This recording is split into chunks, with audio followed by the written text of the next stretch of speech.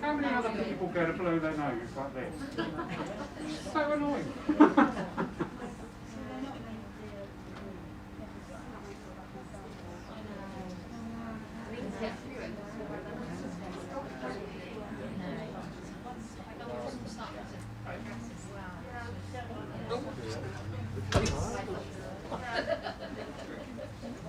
Which way? This way?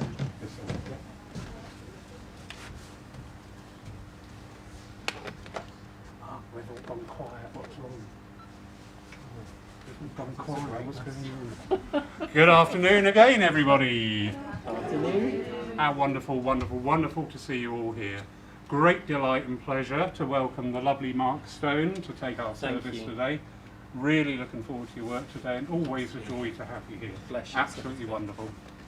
So, without further ado, if I could ask you please for the opening prayer. Certainly. Sorry. Oh. And hello everybody online. Sorry, we forget you out there. There's about 300 people watching. Ooh. Right, take two. Start again. Lovely. So, ladies and gentlemen, just for a moment, if we can close our eyes, but open our hearts and minds in prayer. Gracious and divine Spirit, as we join together on this beautiful afternoon, allow us to step aside from daily life as we enter into this place of love, of peace, and of healing. Allow us in this time that we share together to nurture each other, to come together as a group of friends, of like-minded individuals, travellers on a journey through life. Let us share our light and the power of our spirit with each other as we also welcome in the light and the power of the other world, our friends, our loved ones, our inspirers, and that divine light, that great and infinite spirit that moves through all life. And allow us in this time to share of this power, to be touched by the knowledge and the presence of the other world, to know that our loved ones are truly with us in these moments, that they hear our thoughts, they hear our prayers, and they respond by bringing the love and the power of spirit into this place, so that each and every one of us here, and even those of us that are at home watching, will be touched by the love and the healing presence of those who are in spirit that surround us in these moments. And as always, we ask that this service is held in your care and keeping, knowing that all that is said and done is said and done in the truth, the love, and the light of spirit. Amen. Amen. Thank you, Mark. Absolutely beautiful. And if you care to, please join in with saying the Lord's Prayer. Our Father, who art in heaven, hallowed be thy name. Thy kingdom come, thine will be done, on earth as it is in heaven. Give us this day our daily bread, and forgive us our trespasses, as we forgive those who trespass against us. And lead us not when in temptation, but deliver us from all evil. For thine is the kingdom, the power and the glory, forever and ever. Amen. Thank you. And now, sir, if we could have the reading and address for today, please. Thank you. Certainly. Good afternoon, everyone. Good afternoon in this corner, good afternoon in that corner. We're in surround sound today. It's so lovely to see so many of you with us here to share this afternoon's service. The piece I want to read for you today, there's two pieces. One I'm going to read to you at the beginning and one I'm just going to bring in at the end. And this piece I only came across this morning, and it's called The Garden of Your Mind by Charles David Heinke, and it's written in 1975. Your mind is like a garden. Whatever you plant will grow. Your thoughts are seeds you're planting. They produce after each its kind. And you, just like a gardener, can choose which seeds you plant. And by the choice of seeds you sow, you choose the harvest you'll reap. So don't plant seeds of lack and fear, disease, discord, or doubt. Plant instead the seeds you want. The things you want will sprout. The gift of choice is given to all and not just to a few. The harvest, friend, is in your hands. The crop depends on you. So take this power which you've been given and use it every day to gain from life the good you want, for you have found the way. Now, hands up here, audience participation. You can do it at home as well if you like, but I won't see. Those of you here that in some point in your life have done some gardening. Fabulous, quite a few of you. So you'll get what I'm going to talk about. Those of you that haven't done gardening, you might be inspired to do a different type of gardening after our address this afternoon. I've always been of a belief that our mind is a most fertile garden that we will ever see and we will ever know. That everything that goes into our mind, that we place in our mind through thoughts, through experiences, through the thoughts, beliefs and experiences of life with others, plant those very seeds. That everything that we come across, every thought that we have, takes root in our garden. And so we, as the owner of our minds, the garden of our minds, need to be vigilant on what's growing there. It's very easy to let things become overgrown, to let things become overwielding in our thoughts. That everything that was once neat and tidy and we thought we had a grip on suddenly grows out of control. And that weeds are showing through or strangling other plants, strangling our desires, our wants, our needs, the things we've tended and cared to. But then other things drift into the garden from outside. Other things start to encroach that maybe are less than beautiful, less than positive. And it's up to us to tend that garden of our minds. It's up to us to look at what thoughts am I thinking? What thoughts of others am I listening to? And to nurture within ourselves the things that are good. To nurture within ourselves the goals, the desires, the dreams, the positivity that we want in our life. Now you ask any gardener and say, oh well, is gardening easy? Well, for all of us that have possibly got out there in the last few weeks, what do we feel the following day? Achy, tired, worn out, I've overdone it, I've overstretched. So is gardening the mind any easier? Not always, because things may have been taking root for a very long time.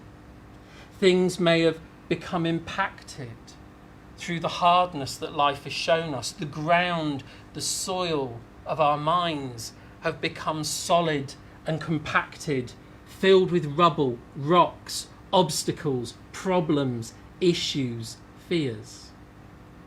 And it doesn't mean that one wave of a magic wand or a little trowel is necessarily going to change that whole landscape for us in one go. It takes work. In every day, we can start to pull away the things that we don't want in there. In every day, we can look at the people, the situations that we are involving ourselves with. We can look at who we're listening to, what we're watching, what we're reading. What is it doing for the garden of your mind? Is it nurturing it? Are you reading things that are positive and uplifting and inspiring? Or are you reading things that bring fear, that bring worry or distress, which then feed a totally different plant in your garden, that allow those weeds that become fear and doubt and insecurity to take hold? No one can tend your garden but you. Because even as we speak, even as we give inspiration to another person, what they do with that inspiration is up to them. As we might give advice or guidance or support to a friend or loved one, it's up to them whether they take, choose and apply to work with that advice or support or guidance. So only us can work upon that garden. Only we can have a look at what we need, how we need to work with our own inner awareness, our own inner landscape. No one else. We need to go in and look and say, you know, I want to make this inner landscape positive, bright, joyous, happy, filled with wonderful things.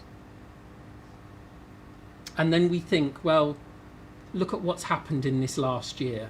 My garden of my mind feels less than glorious. It feels a bit of shambolic. It feels like everything's overgrown and I don't even know where the landscape is. It's just filled with all this stuff. The winter has come and everything's got out of hand. But it didn't have to be. But here we are, the glorious first few days of physical spring. But what about how we're going to choose to tend it now? Are you going to nurture? And how are you going to nurture? You know, we're all sat here, mostly with our masks on, sat so many feet apart, missing the hugs and everything that we used to get just over a year ago when we'd attend the church. But here we are still, surviving through a harsh winter of experience. Still, people shining their light out, like Lawrence and the people that are connecting through online. There is still ways in which we can nurture the spirit. We can nurture ourselves within. It may be harder. It may be more difficult. It may take more work. Certainly, if we get a fear, a weed that's growing within us, it's like brambles in a garden. Those of you that know what brambles are like, you pull them out, you think they're gone, and the next minute they're in every other bed. And those roots pervade every part, as our fears and our doubts do. Fear is something that we all experience in different ways. What is fearful for us? Over this last year, I've talked to so many people who have said, I'm just frightened of. My biggest fear is. And of course, we've been brought face to face with many different fears, not just to do with a virus, but to do with our homes, our livelihood, our work, our relationships, our family, our health. Those roots have spread everywhere in our garden if we're not careful. And so every day we need to start looking at what actually can we take out of this that's positive, and what can we weed out and take away. I have always said since nearly a year ago when I did my first service online, which was with Lawrence, and he said, would you like to come and do an online service? I said, great, thinking that'll be a first, thinking this is new. But I said, it's given us a different way of reaching out to people. It's given us a different way of connecting with people who don't know of what we do, that don't know about the spirit world, that don't understand that spiritualism is not just about life after death, but understanding life in life. That there is an understanding and a knowledge and a wisdom of the other world that helps us live this life, especially when we go through times that are hard and pressing and difficult and problematic. But we have to tend to ourselves. We have to look at what we are doing and saying. And now one of the things you'd normally think that's wonderful for a garden is to nurture it plentifully with fertiliser. But I would say to you, beware of other people's BS. Now, I'm aware it's a Sunday and you're thinking you can't say BS, but BS means belief system, not the other thing. Got ya. Because other people's beliefs are just that. They're their beliefs. They don't have to be yours. What someone fears does not have to become your fear. What someone doubts within themselves or disbelieves within themselves does not have to become rooted within your garden. Think of how, for those of you here and those of you at home, how the knowledge of Spirit has changed things in your life, has planted hope and joy and peace of mind within your garden. How you have started to recognise that death is not an end, and that life, this life, is not just the beginning, but a continuation of life and growth from one season to the next, from one life to the next. And everything within our lives mimics that of the life of a garden. Friendships that bloom and grow and then die away and go back to the ground and disappear, only at a later stage in life to regrow, to reappear, to re-establish itself once more. Things that we thought were lost to us, refound and regrowing within our mind. Those whom we lose through that which we call death, we find the connection and the relationship continues and regrows beyond that, and again brings a beauty of its own to our understanding. It doesn't mean that when we lose someone, that garden, that landscape within us doesn't suffer. Knowledge of life after death does not necessarily take away grief, because we still miss the presence. Any of you that have ever had to cut down a beautiful tree because it was no longer able to survive or grow, or you dig out a beautiful plant that's just not living and surviving anymore, you keep looking out expecting to see it. My landlord, a number of years ago, I have a cherry tree in my front garden, and I came out one day and I'd heard he was doing work, and he'd actually cut the cherry tree down to a stump, and I just lost it emotionally and physically and with a few choice words. And I was like, what's he done? Why has he cut a tree? And I just thought, that's it. I'm now going to have a tree stump in my garden. It's now as high as my bedroom window once more. What was cut down so harshly in life still found a way to regrow. And how many of us through these times have lost things, have lost our way, have felt like literally we've been cut off at the ankles and had life ripped away from us. But one thing we know, we will regrow, and we will come back, maybe even stronger than before, because it's not killed us, it's taken us forward. We will grow out of that. Out of the loss that we go through, our garden will flourish again. Our lives will blossom once more, emotionally, physically, spiritually, mentally. Because our spirit cannot be extinguished. That power within us, that divine power, that divine light that is the sun that nurtures that garden, cannot be taken away. We can forget to reach out to it. We can forget to sit, to ask for that love and that power, just as we did in that opening prayer, to let that light, that power that is the divine force, that is the spirit world, to nurture us, to nurture the spirit within us, to nurture the dreams, the goals, the desires, the ambitions in our lives. We have not lost that. The sun gets hidden behind a cloud. Has the sun stopped shining? And I didn't say that right, and I got me wrong teeth in, haven't I? Close enough. Did the sun stop shining? Take two. Yes. No, it didn't. When we don't see the sun in this part of the world, is it seen somewhere else? Yes. Nothing is ever hidden from us. We lose sight. We lose sight of what is there. We forget what's there within us. We forget what we've planted in our garden and we may have lost sight of because of everything else that's overtaken it. So everybody here, take a little time each day to sit and to nurture within. To take a time to put positive thoughts, intentions, affirmations. Take a little less time involving yourself in other people's belief systems that don't sit well with your own. Because often only hearing those things do what? Aggravate you, irritate you, wind you up a treat, and then off you go.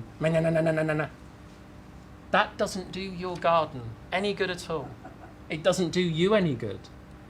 Because actually, if it's not right for you, why even entertain it in the garden? Why even bring it within? To look at things, to discern with things.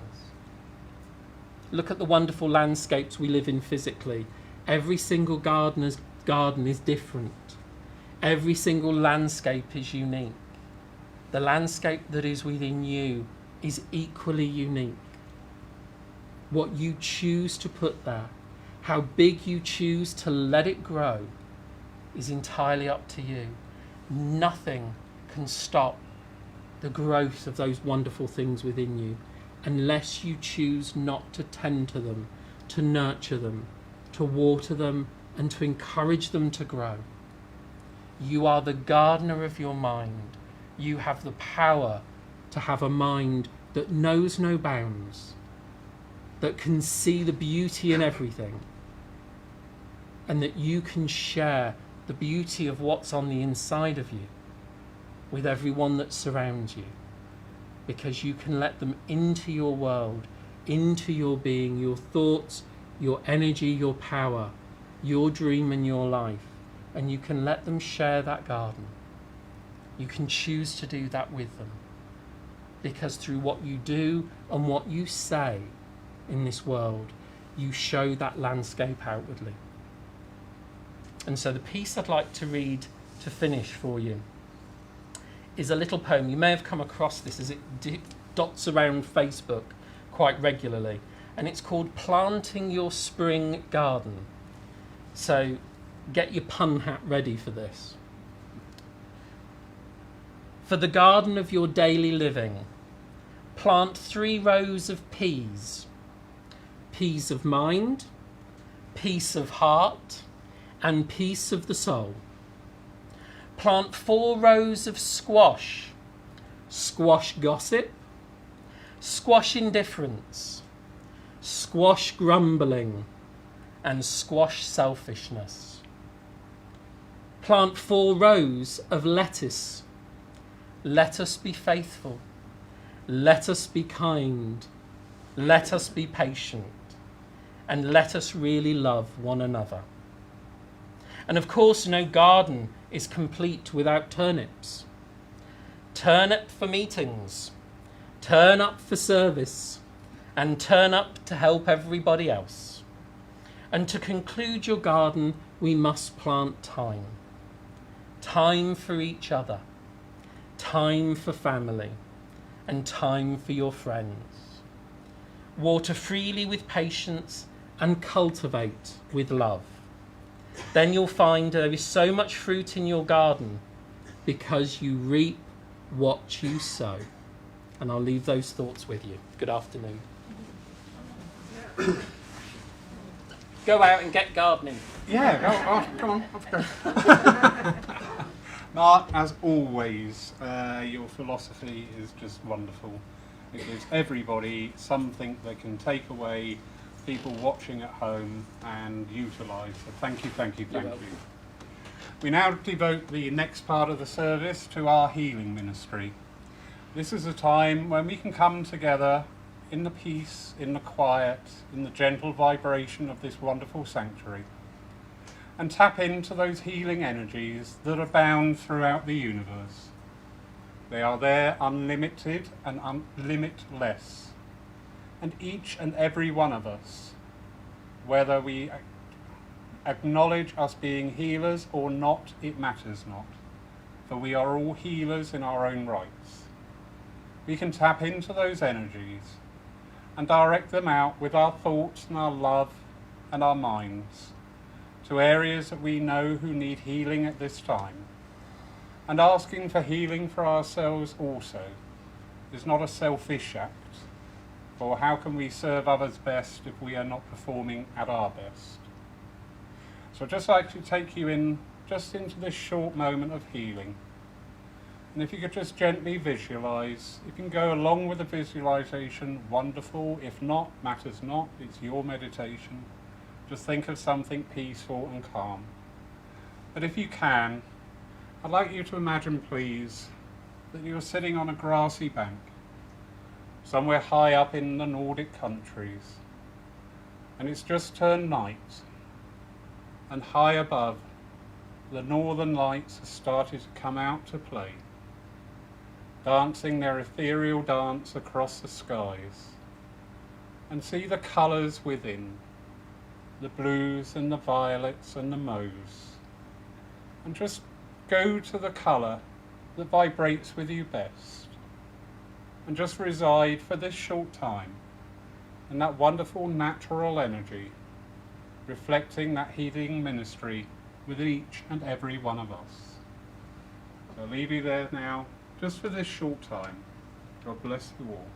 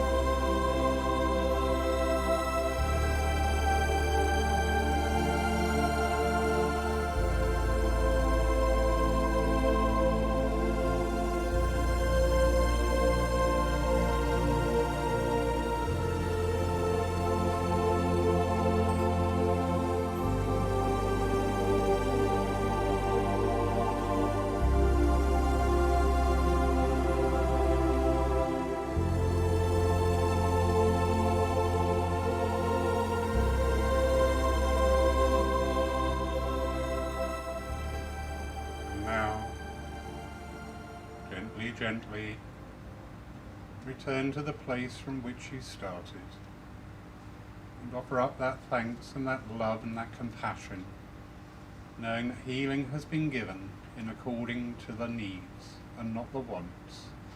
Amen.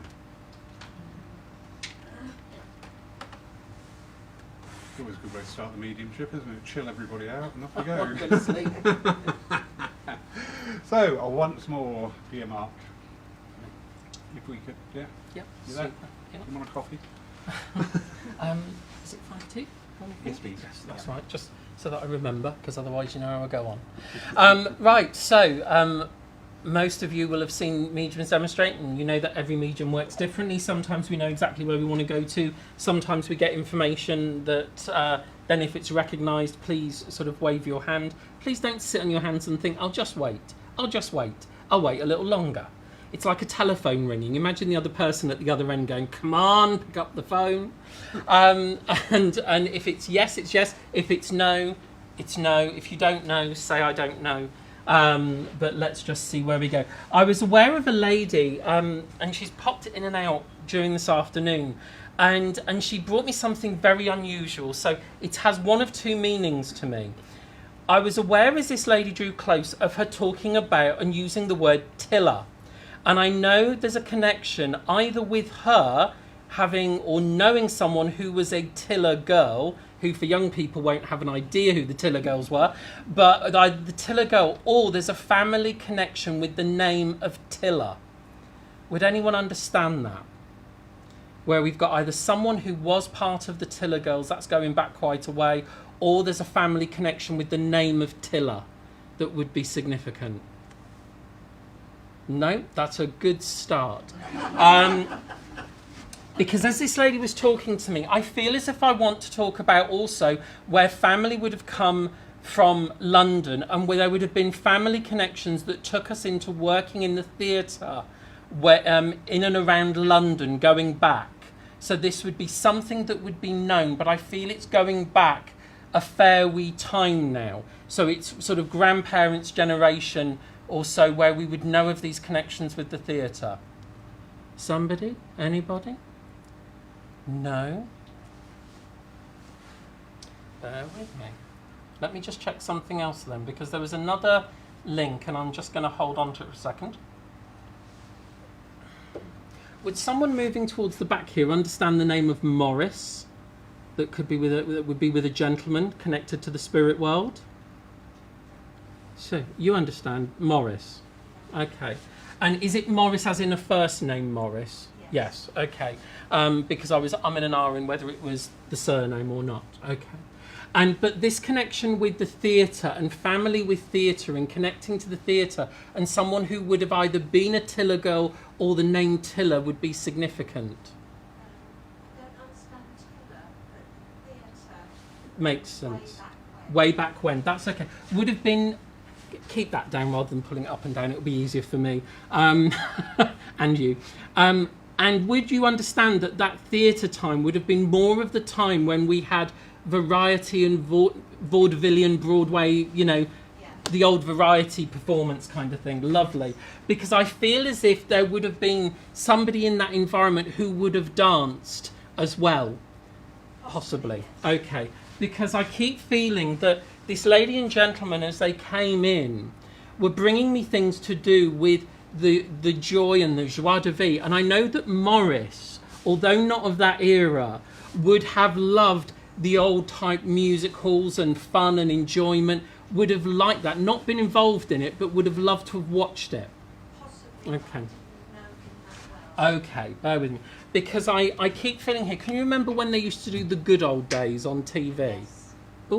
Oh, sorry, I thought you were getting my attention. I thought you had snipped your fingers and said you're over here.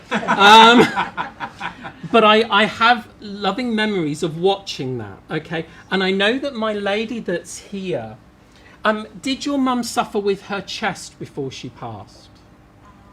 Or would this be your grandmother? Your grandmother. Because I want to talk about loving watching the things like the good old days, and your grandmother would have sat down and watched variety shows more than following a soap, okay?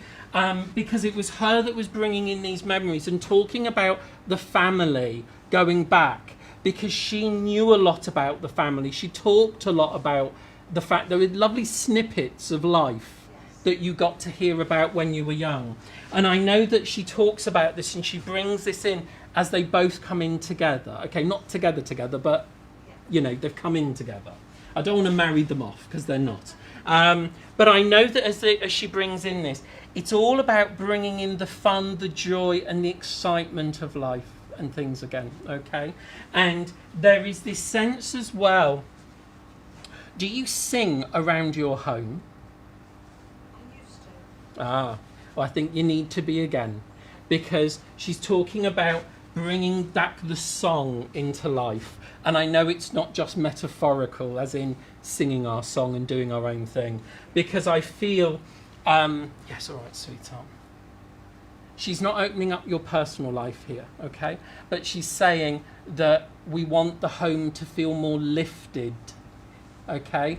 Lifted. You know, we talked about weed in the garden. I think we need a bit of an energetic lifting in the house, okay? But she says the singing will bring that back in. And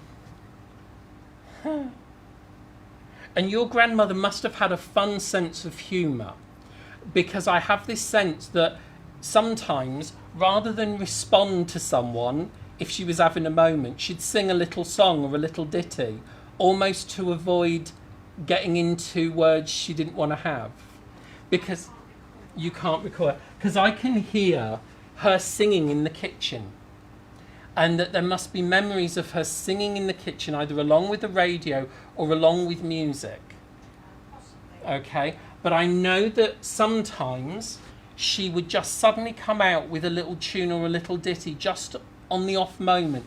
And it sometimes would seem a bit odd, but it was almost as if, well, I'm not going to say anything, so rather than say anything, I'm going to sing a little ditty instead.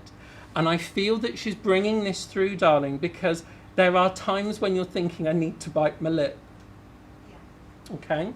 And I can hear her singing goodbye, goodbye, as instead of saying what you'd like to say. Yeah. Okay? So I know that she's saying meet it with good humour. Meet it with good humour. Anything else? We didn't really hear much from Morris, did we, really? Are you going to come in and say anything more? Not particularly. Okay. He must have... I don't know with Morris whether he was the sort of person that would just stand back and let other people move on with things, but I kind of have that feeling that he's here almost to kind of bring that connection to make sure we got you, okay? And I think, would you understand with him as well, that he was concerned for other people and would ask in private moments, not in public, if people were okay, okay? Because I know that he's sort of coming in and has listened to healing prayers and thoughts where you've asked the other world to watch out for people here. And that's the kind of thing he said, don't worry, I'll keep an eye. I'll keep an eye on them, okay? I like that. And would you understand with him why he would have liked suits, but not necessarily worn them? There's something about the tailoring of suits being nice, but I don't see him wearing suits. Do you understand that? Not really. I was quite young when it Okay. was, so There must. Can you have a think? Was there photos of him that we've seen? possibly, yeah. Because I feel there is a nice suit, and it's something he was very proud of. You know when someone has what we call the good suit, because it's the only suit we've got, and it has to be kept spiffingly clean. Yeah. I've got that, and there must be a photo of him with a blazer or a suit jacket that's really nice and he really liked. And there was a pride. He was, again, I know you say don't remember much about him, but I know that when I see that, I see a man who takes pride in everything, okay? And I know that there is a sense of him saying about the pride that you take in what you do, you want to do it to the best always, okay? Yes, all right, I will do. What is that? Did your grandmother have cats around her as well? I may have moved. You don't understand why someone would have opened tins of pilchards for a cat. I mean, the smell, I can get the smell here now and it's really unpleasant. You don't understand that? I've done it in the past. You've done it in the past. Okay, because I've just literally got opening these. It's like when I used to have a dog, I couldn't bear opening dog meat. That, and I've got that with this feeding the fish. It's like, oh, if I didn't love you, I wouldn't have these in the house. That kind of the fish rather than the cats. Okay, because I've just got this thing about the kindness that's there. The kind. Just be aware that you might end up with animals being adopted to you again. Can I just pose that to you? I don't know why. You might be looking after someone else's moggies. I've had one, but I'm not allowed. Okay, let me just say to you, there are other ways we can end up looking after people's pets. So just remember it's been said, but don't necessarily open tins of pilchards for him, for heaven's sake. But I know there's just that feeling, and so just bear it in mind what's been said. I know it's something you miss. Yes. Okay, it's all right. Come and take Lawrence's out for a walk. Put them on a harness and take them out. You have to take my cats, I beg you. Lovely. So let me leave that with you, with Grandma's and also with Morris as well. That's lovely.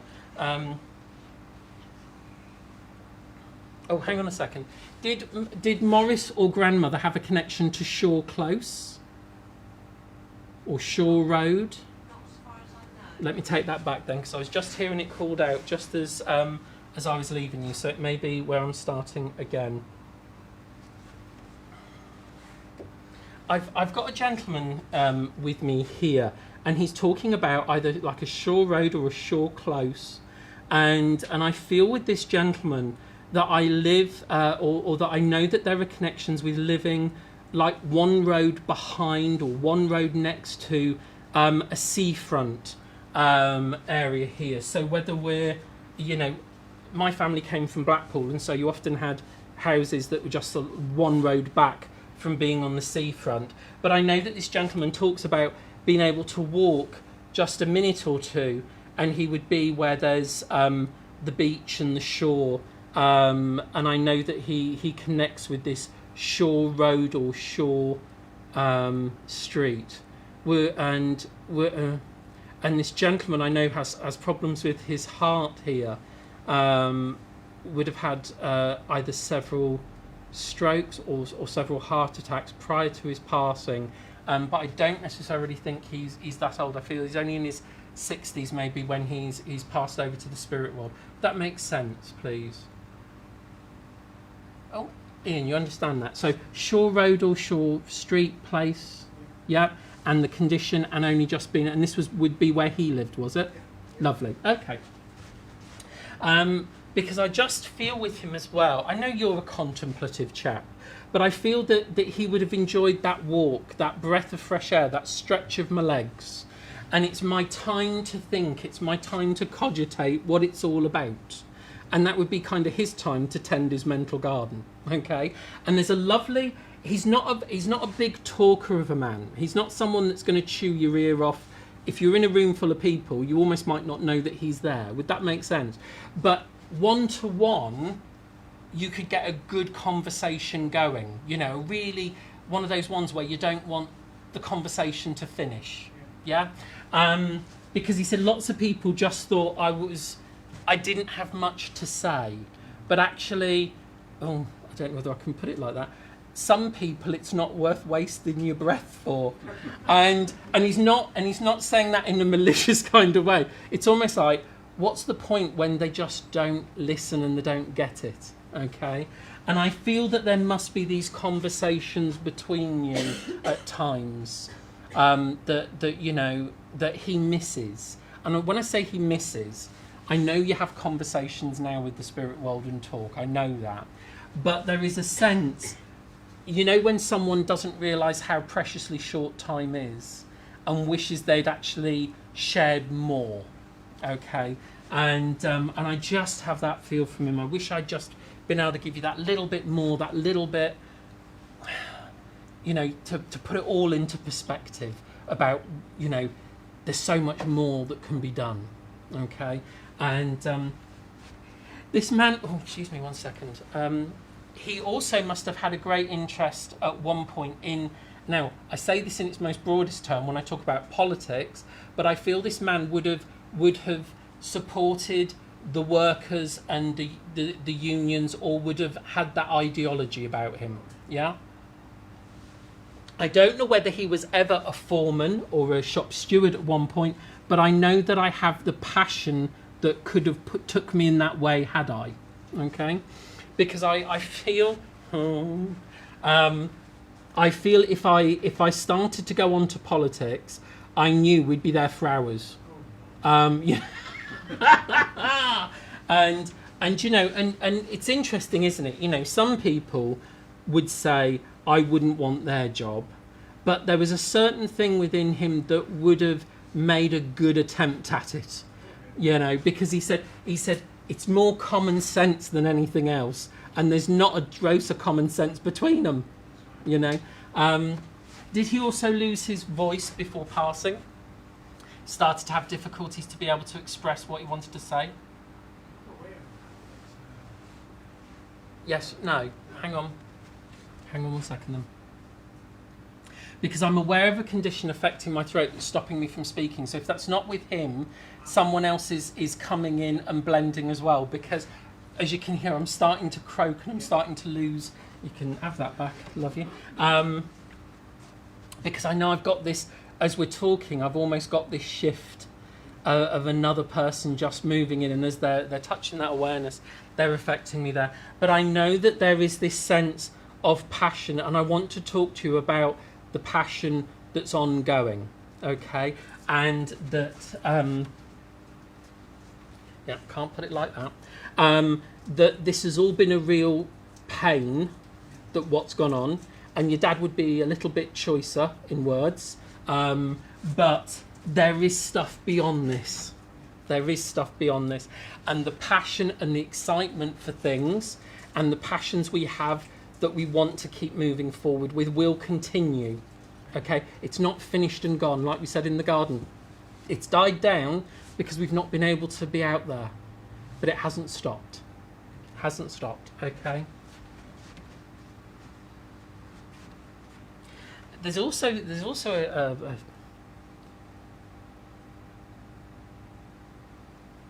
would you understand where someone collected stuff with Charles and Diana on?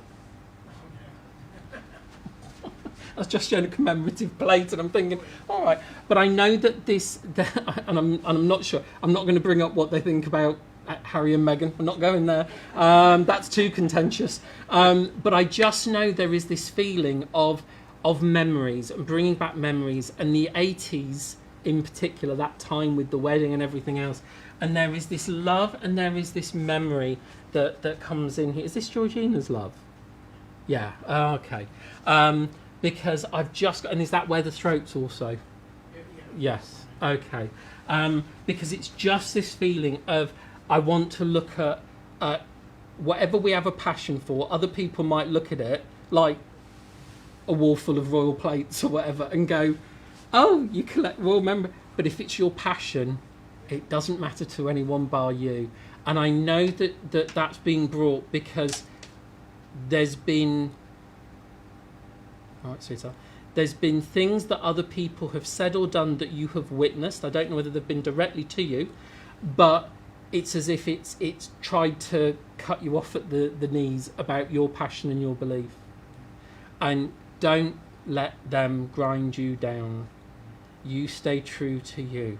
Okay, that's why both Dad and Georgina's there, because it's this case of saying, when you have a passion, no one in the world may get it but you. But the point is, you'll always find someone else who has that same passion as well. Okay?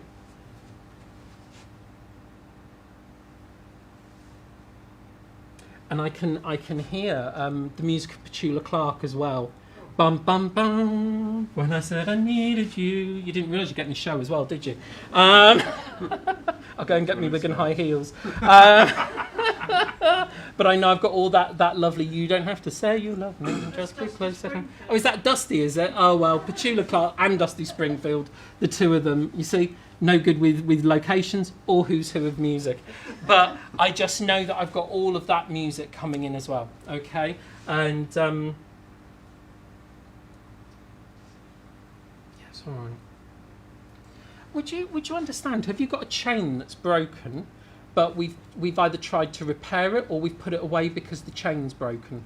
Okay, it was just brought in, and I feel as if almost I just want to get a different chain or put it under. The chain's not important; it's what's on it that counts. Okay, so let me leave that with Dad and Georgina's love for you, and say God bless. Don't let other people put you off your passion. And that's the same for everybody here. I heard something recently, and I know I'm going to keep working. And this shows you how spirit works. I was on a seminar listening. I was a student on a seminar, and it was all about what holds you back. And I had some very unpleasant experience with mediums going back many, many years ago that nearly stopped me from working. And during this talk this person gave, they talked about something I'd never heard of called tall poppy syndrome. Have any of you ever heard that? Only one person in the room, okay? I'd never heard of it. I wrote it down because she totally described what I'd gone through. Somebody basically, the poppy grows tall and bright and everyone admires it, and then somebody comes along, doesn't like the fact someone else stands out, and so cuts them off. I'd never heard that. 4 days later, I was sat with friends on Zoom having a social with a bit of wine and dips and whatever, so we're all socially distanced in different counties. And I was talking about this seminar and how it had got me thinking. And then my friend out of nowhere she said, Spirit have just told me it's tall poppy syndrome, isn't it? And I went, good God, and I held up the notebook and said, look at that. And my other friend nearly fell off a chair. And I said, but doesn't it show you how the spirit world know when you need to reignite your passion and never let anyone cut you off at the knees? So, just a nice thought. Right, okay, where are you? Okay, that's fine. My lady that mentioned about Dusty Springfield, Petula Clark. Would you have connections that take us down, where family take us down to Devon, please? Tell me no. No, that's all right. Well, you can put your mask back on now. Hang on a minute. My uncle lived there a long time. Okay, well, that's family that connect us down to Devon. I'll have that. You can take your mask back down again. That'll be a yes, though. That'll be a yes. But that doesn't matter. It was family memories that take us down there and that connect down there. I'm not certain it's your uncle I've got, so bear with me just 1 second, because I'm aware of a gentleman that comes close, but he was giving me this impression of Devon. And when you spoke in that moment, it brought my attention, the spirit world's attention, to you. Okay, and I feel that the gentleman that I've got here, I'm not sure it's your uncle, so let's just have a look. I know with this man, I've had a problem with my back. And I know that this problem has plagued me a bit through my life. But then I know that as I've got older, I've had that problem where I start to get the hunching over in the spine with this gentleman before he passes. And I know that I've lost the height as well. So I know with this gentleman, he's of a good age when he goes over to spirit. That's not my uncle. That's not your uncle. Would you understand who that is, though? No. Bear with me. Would you understand where there's a connection with Charles or Charlie? If this is no, I'm taking it back and I'm going to open it to the floor. No. Would anyone else understand that? Charles or Charlie, connection where family would have connections to Devon, and this gentleman would have had problems with his spine and then going over with a curvature. And I feel this gentleman was either in his late 70s or 80s when he passed to the spirit, because I know this condition with the back and the spine is quite a long-term thing. Anyone? No one? Well, possibly. Possibly. Let's work with possibly until Okay. we bring that down for me just for a second, make it easy for you. So, family connections where we've had connections with Devon. The gentleman that would have been 70s or 80s, he's a good... Do you know some people look their age and some people don't? But I feel this gentleman's a good age. I know there is this... This feels like an arthritic condition that's affected him, yeah? Okay. But Charlie may connect around him. It may not be his exact name. No, that's not his name. Not his name, but would No. you understand whether Charles or a Charlie would connect? No. not That's the bit really. you don't understand. No. Bear with me. Hang on a second then. Let's just see something here. Show me something else, matey. Would you understand where there's where we've got to talk about the Strand, a place called the Strand that we would connect to? No. I know Strand were a brand of cigarettes as well. This gentleman wasn't a heavy smoker in his youth, was he? I don't think so. Don't think so, no. Anyone? Is anyone understanding this? Either the strand as in a place, or smoking. Because there's this gentleman and he's bringing this up. But It could have been my husband because I was born in Devon. you were born in Devon. Yeah. Charles or Charlie? Charlie, Charlie. Okay, Charles. yeah, Charlie back. had a bad back. Would have gone arthritic and would have gone like that. Yes. much Okay, that's fine. And also this thing about the strand or smoking so. strands. because he was half Irish, so there was always a strand and all. There you go. Okay. Sorry, but there you go. It's all got to be all bits or none. So let's just bear with us 1 second as we say this. Would you understand then when that lady talked about, like, was it Dusty Springford? Would he have loved that kind of music? Okay, there we go. Because it was the words when you said Dusty Springfield that it illuminated. And would you understand as well? Sometimes if he was excited, he'd tumble on his words a bit. Okay, that's grand. Because all of a sudden I'm going, and I'm having to recompose myself. And I know here as well, very excitable man in many respects. He would enjoy when anyone would have a get together. He would enjoy being around people. He would enjoy meeting someone just in the street. I would have to say he would probably be the sort of person that you'd have to be dragging away from conversations a lot. Not really, you want that. Well, hang on a minute then. Did he have to do that with you? Did he have to drag you away all the time? Oh, sorry. I've got it the wrong way round. Because I've got this about dragging away from conversations. Like, come on, we'll be here all day. We'll have missed it. It'll have been shut by the time you finish. Oh, yeah, that was Okay, it's the other way round. Fine.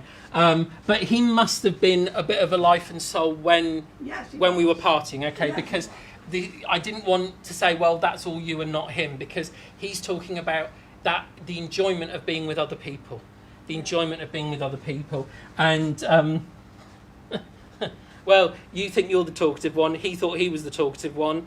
There was, getting a word in edgeways with each other. I have to. Is there a connection? Is there a memory that would be remembered by you about someone having a talking bird? Oh, yes. Yeah, Yes. and he would know of this. Oh, He yes. would have, Yes. because I kind of feel that I was watching Dave Allen last night, and your husband reminds me a bit like Dave Allen because he'd be dry. He would be dry, and sometimes people would go, I don't know whether he's kidding or whether he's serious, because he's got that dryness in there as well. But he's talking about this bird, and your husband could tell a good tale to people, and he would keep it going and going and going and going and going, and he would tell the jokes like about the bird saying something, and the vicar would be in the room and all that kind of stuff. Pompey. All misses. But I know that's funny because I'm a Frankie Howard fan, so that's fabulous. Or does he mean the football club, Pompey? I don't know. We don't know. Who cares?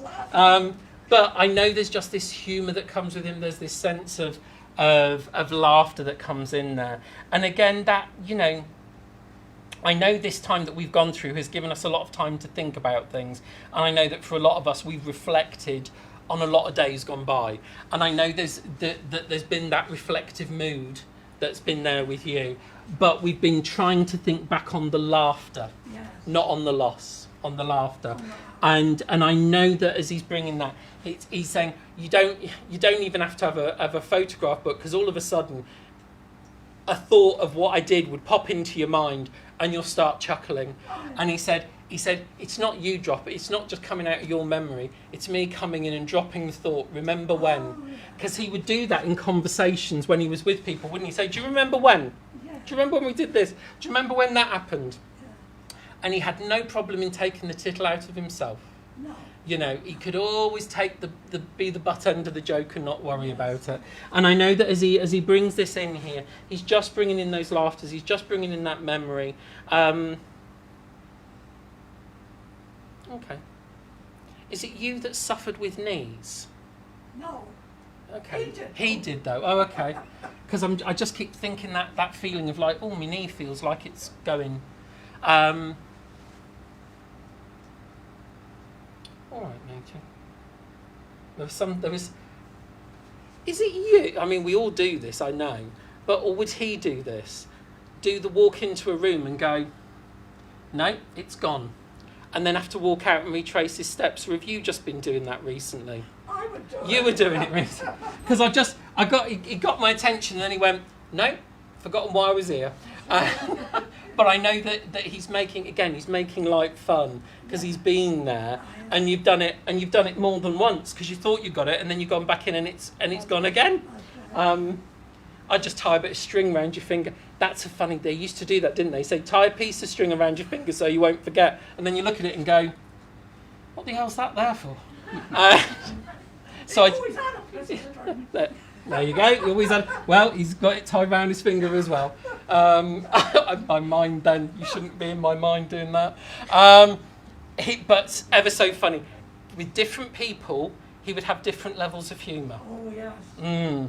Yes, things that I can't say on a Sunday. But it would be. But again, the humour and the fun and the joy of it, and nothing ever done to wound. Always out of fun. Always out of the spirit of fun. Okay, and would you understand where he talks about Lily, who's in the other world as well? Because he just talks about, I'm playing Lily up as much as ever. So he obviously used to cause her a bit of fun at times. But I just know that there's that love, there's that affection that comes here, and I'm so pleased that you're still sharing that laughter. Thank you. All right, and it's a very funny thing. We had the philosophy about gardening.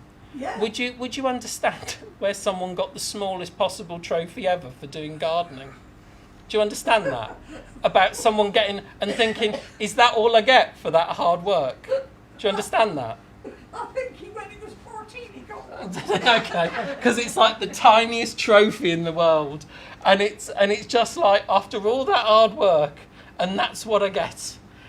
But again, the humour of it, but that he kept talking about right the way through.